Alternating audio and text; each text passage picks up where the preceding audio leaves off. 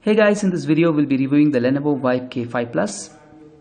Looking into the display and build quality, this phone comes with a 5-inch Full HD 1920 by 1080 pixel IPS, that is in-plane switching LCD capacitive touchscreen display.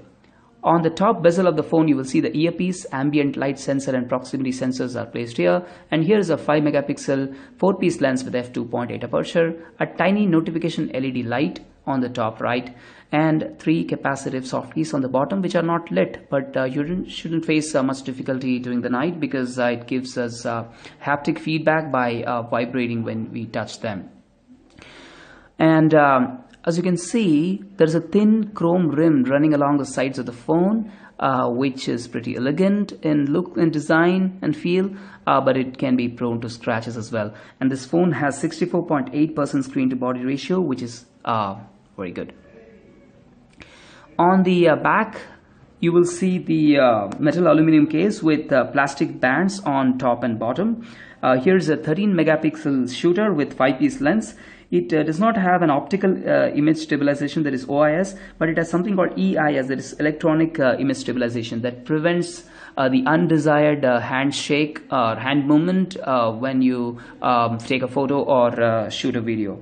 It has autofocus and HDR mode, and it's capable of shooting 1080p videos at 30 frames per second. It has OmniVision sensor with f2.2 aperture. There's a single LED flash out here.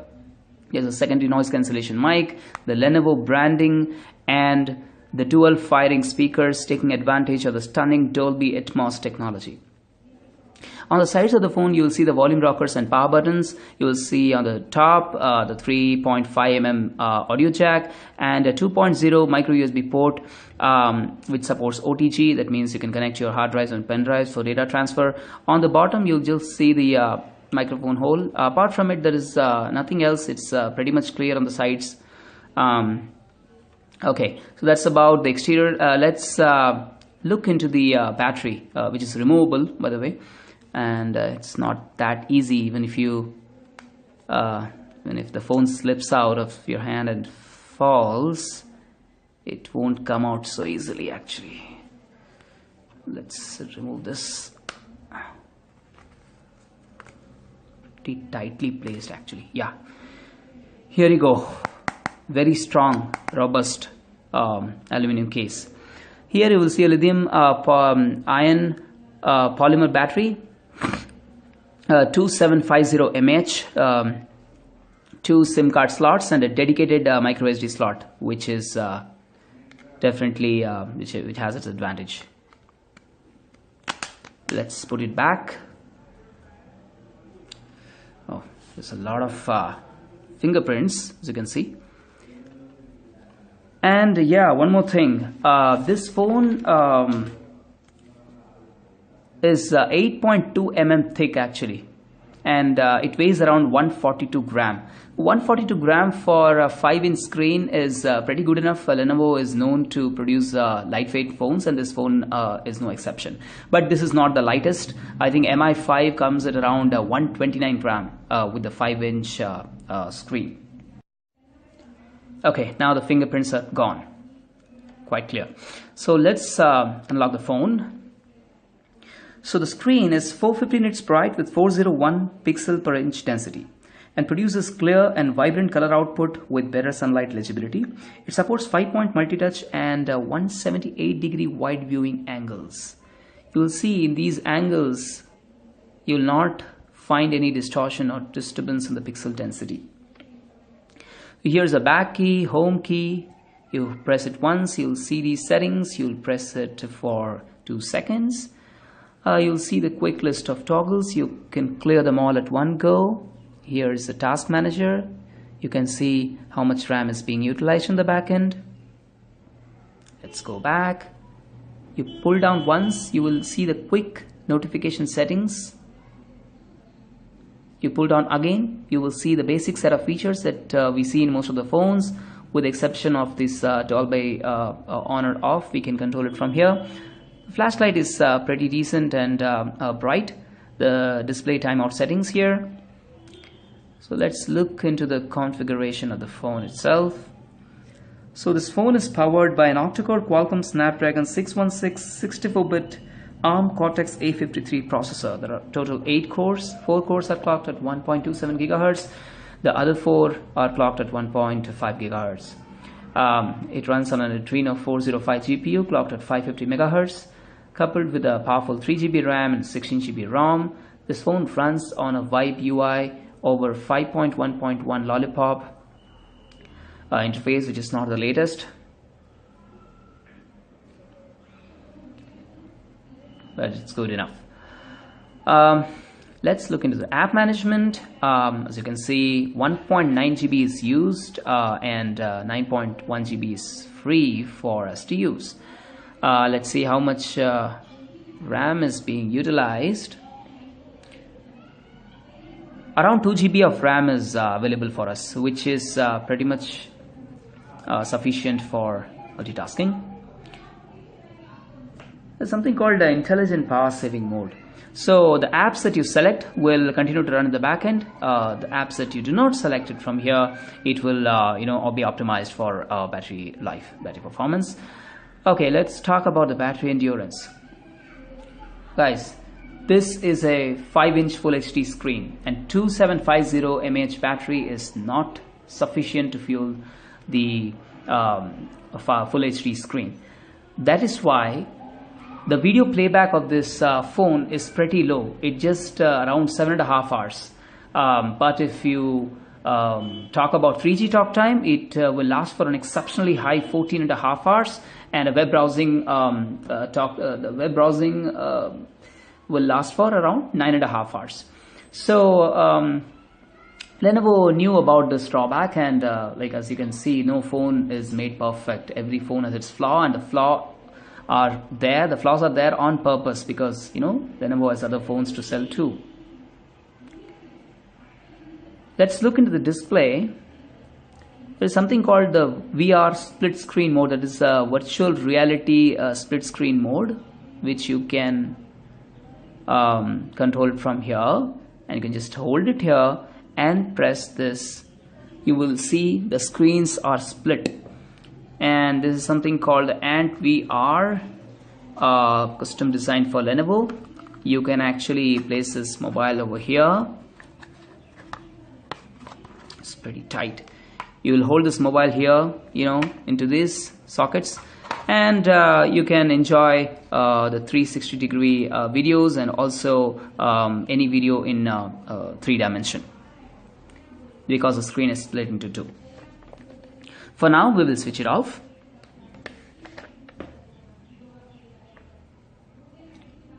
So since the proxy, what is called ambient light sensor is present, so you can auto adjust the brightness. Actually, it auto adjusts itself according to the light situations outside.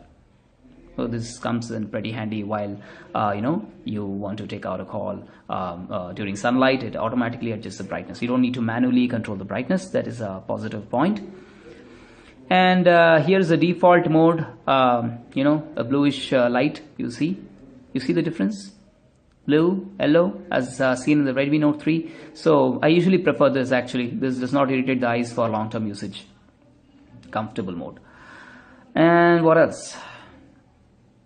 Okay, let's look into the beautifully customized Lenovo Vibe UI and the apps it comes with. So there's a pre-installed shopping app like Flipkart and Myntra. There are social apps like Hangouts, Skype, Twitter, WeChat. It also comes with 2 different browsers like UC browser and Chrome. The UC browser is known for its light and fast ability and data saving feature.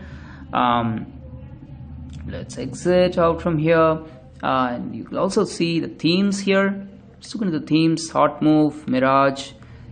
Currently we are into this theme. Beautiful, vibrant, bright wallpapers. Also there's a list of 5 commonly seen live wallpapers. Let's select one. I'm bored of the static wallpapers. We'll just select one. Let's see this one. Okay. Alright, selected. It's cool. And it also comes with 1 month free license, McAfee Security and Navigate Route 66. And what else we can see? There is something called File Explorer, which beautifully organizes your file for easy access. There's something called Share It and Sync It feature, pre-installed app again. I want to show you something. So this phone also has a gyroscope actually. So you can see this video in 360 degree. Tom Frosh, I'm the commanding officer and flight leader of your U.S. Navy Blue Angel.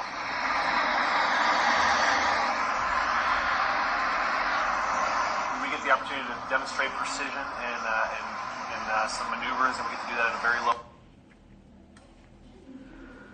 And yeah, there's something called Lenovo Companion, which kinds of help you to troubleshoot the various issues that you can come across on this phone. This is pretty handy. You'll see all the videos here. Let's see how to perform a system update. Remember to perform a backup first. To back up your data and app, How to check the IMEI number. The settings menu. There are a couple other articles which are quite helpful if you really want to investigate and troubleshoot your phone by yourself. No, thanks. Okay, let's look into the most powerful aspect of this phone. Before wasting much time, we will look into a short 30 seconds video of the Dolby Atmos technology.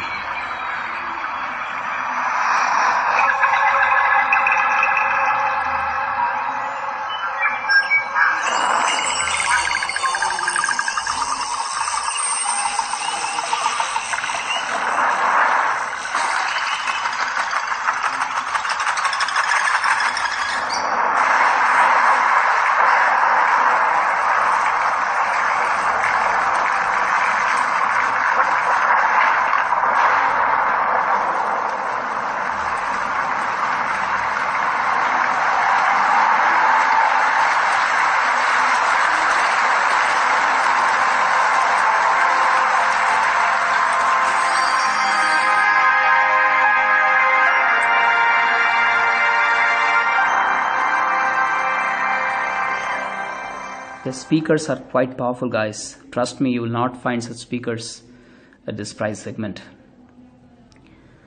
Let's look into the calculator. This is a standard calculator. This is a scientific calculator. This is a calendar. The calendar is quite cool actually, with the custom designed wallpapers for background themes for each month, with all the notifications, all the holidays, like the calendar actually. Here is a clock. You can set the alarm. You can set the world clock here for different cities, 1 hour apart from each other, 5, 6, 7, 8, 9. Stopwatch, it's already running. Let's pause it. The timer. Let's look at the sound again.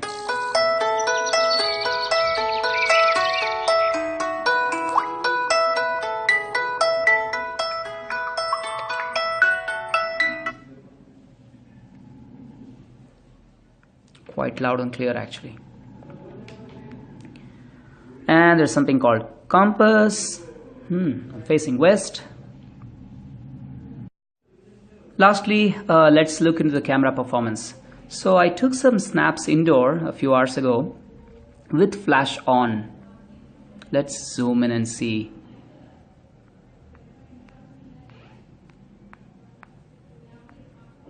See, there's a lot of digital noise actually. Even though I turned on the flash and the object is quite close to the camera, still the edges are quite nicely reproduced, and you can clearly read what is written. So this was with flash and this was without flash. The noise are noticeably more here. So in indoor lighting conditions, the flash is better. That's what I observe. Here's a selfie that I took with a 5 megapixel camera. It's quite clear. quite bright, and the colors are clearly reproduced. This was with beautification mode at 50%, and this is at 0%. You can see the difference. This is taken with a 13 megapixel rear cam with the HDR mode on. This is without HDR mode. This one is with HDR mode, and this one is without. So as you can see, the HDR mode is simply brightening up the shadows. It's not doing anything else. As far as the clarity goes, you can still see what is written, in both the photos. There is absolutely no difference in the clarity. This is something indoor photo that I took indoor again a few hours ago. This photo was taken the next minute with the flash on.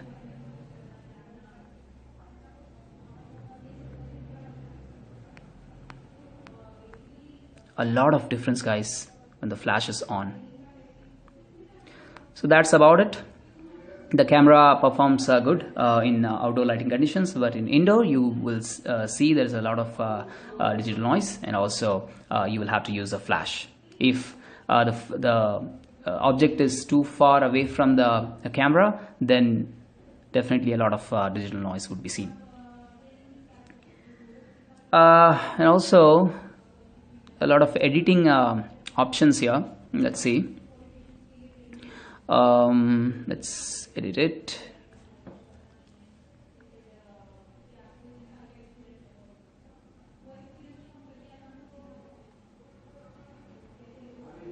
So a lot of options, bordering options, rotate, mirror,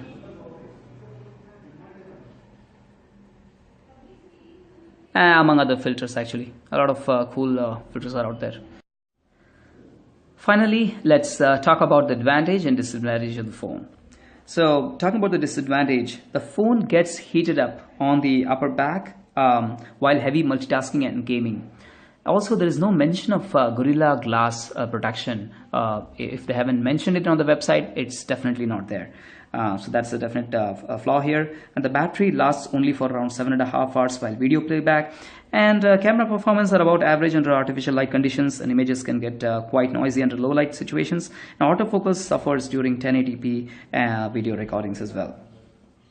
But these flaws can be easily overlooked by the presence of a full HD display and Dolby Atmos technology, Theater Max support, a dedicated microSD slot, a stylish metal finish, a removable battery, and the 3G talk time of 14.5 hours. This is one of the best budget smartphones available in the market today.